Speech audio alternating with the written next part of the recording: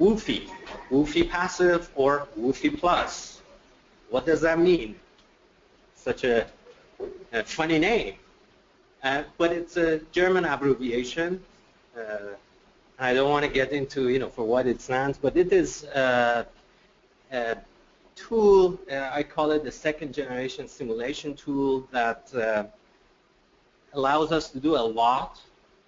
It was developed by Fraunhofer Institute for Building Physics, which is one of the leading institutes, research institutes in Germany, and the Passive House Institute US, FIUS. And just to let you know, guys, as you know, there is a adoption of the Passive House standard to North America, and let me tell you, it is not watered down. It is just the fact that here in North America we have a lot of climates as opposed to continental Europe, where Passive House, the original Passive House standard, was developed. And there the climate is not as diverse as it is here in North America. So it is just an adjustment to the climates we have. We have many different types of climates. And again, it is not watered down. I can attest. Now, this is part of the SB12 building code. Greg and I were able to include WUFI-Passive in the building code. This is the first time that the name Passive House is mentioned in any building code in North America. I was actually sitting with the FIUS guys just 2 weeks ago in Philly for the Passive House conference, and they were pretty ecstatic. They looked at me and said, "How did you guys do it? We are trying to do this in Illinois for the past 10 years, and it's not possible." But again, for some reason, we had a decent person on the other side, and we were able to make the case. So basically, WUFI-Passive, we opened a new market for WUFI-Passive. It is now able, beside high-performance houses, we can now use it also to prove compliance with the building code when a building needs energy simulation, and that's when it has more than 22% wall-to-window area ratio. But again, in my opinion, any building that should have an energy simulation to see, what we're doing, since we're trying to manage energy, and if we cannot measure something, we cannot manage it.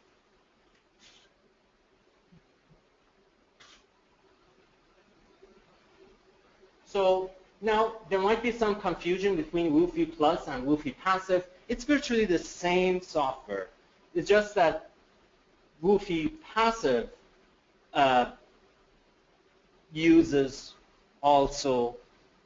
tells you, how far you are from Passive House standard or whether you have achieved it or not. But other than that, it's essentially the same software. It's a dynamic, and I will come back to that to explain what dynamic here means, dynamic whole building simulation model. And the important part of that is it allows us to simulate the indoor climate. And again, there was this question about overheating. The indoor climate has a lot of other factors playing a role with rather than just heat gain. And I'm going to get to that. But again, if we are able to simulate it, I think to me that's a huge leap, because most of the complaints that architects and builders face is discomfort. It's getting too hot here. It's too cold. So if we are able to simulate that, we can address it And I think that's a very good way of addressing problems that might come up in 2 years or even in 10 years, because we can also do a hydrothermal analysis, which is about seeing whether there will be any moisture accumulation within a wall. Again, we are building thick walls, and sometimes we're building walls that have hygroscopic materials like cellulose in it. And sometimes we want to know what's going to happen based on the climate we have built the house in. So now, the other good part of that is that we can import drawings, so we can spend less time on calculating surface areas, and now we can spend more time on analysis and, really the stuff that an energy simulation software allows us to do. So with the energy balance, that's the heat loss, heat gain calculation, annual heat loss, heat loss calculation. That's a simple calculation again. However, there we can also model the thermal bridges and analyze them more, because those thermal bridges are really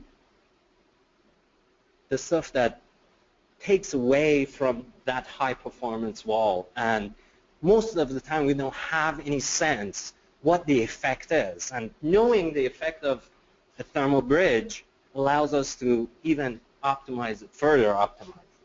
Now, simulating indoor climate. What are the factors? And again, it's a dynamic calculation. A dynamic calculation means that you take into account dynamic loads, which are, say, solar heat gain. It's an hour-by-hour calculation, as opposed to other software that do a monthly average of monthly climate data and calculate with that. So this is, it will allow us to say where in the house, at what time overheating may occur. And I think that's a great way of looking at the house, because, again, we're trying to eliminate complaints. Now, it does also a dynamic shading calculation. That means that what is the effect of this shading device on the other window when the sun is, in the afternoon? So usually the software we use cannot do that, because they just use monthly average weather data, whereas here we're looking at hour-by-hour calculations. And also it takes the thermal mass capacity of materials into account. For example, Graham has a visible concrete floor. You still have it, right? Mm-hmm. So that floor, or even say a massive wall like Sylvia's house, inside the house can store the solar heat gain, prevent overheating, and release that heat over many hours later. So we can now simulate that in a software and see whether it is effective or we need more storage, so that we skip overheating or air conditioning. And also it simulates the relative humidity and CO2 content based on the specific use of the room or the zone we're looking at. So if we have a lot of plants, or there is a specific activity going on, or if it's a classroom, a room like this that suddenly it gets tons of load of humidity and makes it kind of uncomfortable, we can simulate that and see how we can counteract that with the mechanical or even passive measures like thermal storage. It includes also an airflow model, because all these factors affect comfort. It depends. We don't like something blowing in our face. It might be warm. The ambient temperature might be warm, but if the cooling vent is blowing behind our head, where we are sitting, that affects the comfort of it. So we can take that also into account. And also simulating the mechanical system and the response to the overheating or the issues might come up hour by hour in the house. So we can tune in the mechanical system, or see what other elegant ways there are to counteract the issue of comfort there. Also, you get also a video output of all dynamic simulations. In our climate, and again, now I want to talk about the hydrothermal calculation and talk about durability and risk. And again, I mentioned that we want to build high-performance houses. High-performance houses have thick walls. And also we want to use materials that are benign, recycled. Cellulose is one of those. In terms of, we can do everything right, but again, we are looking into the moisture migration into a wall if something goes wrong. And based on the specific climate of that area where the house is, we can then see whether we're running a risk or not. And again, this simulation calculates the moisture accumulation over 10 years or 15 years. So we can assess whether, down the road, the little bit of moisture that accumulates into the wall over the years, whether it can pose any problems down the road. Again, for example, a double stud wall has a very cold surface, outer surface.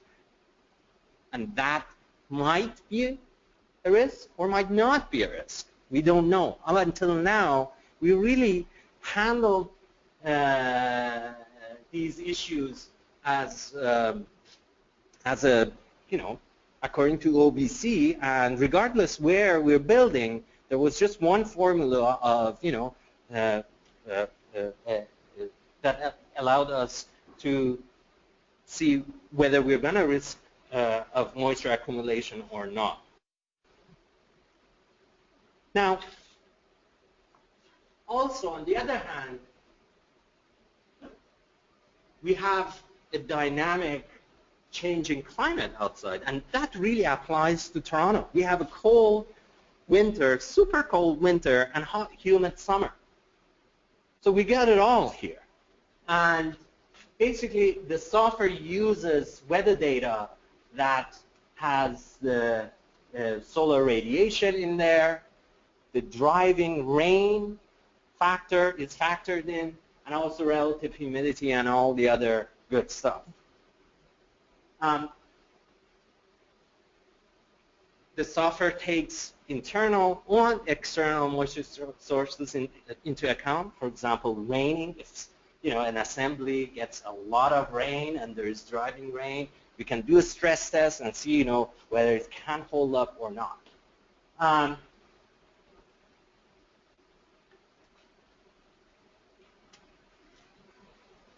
For example, again, I talked about the sheeting of a double stud wall.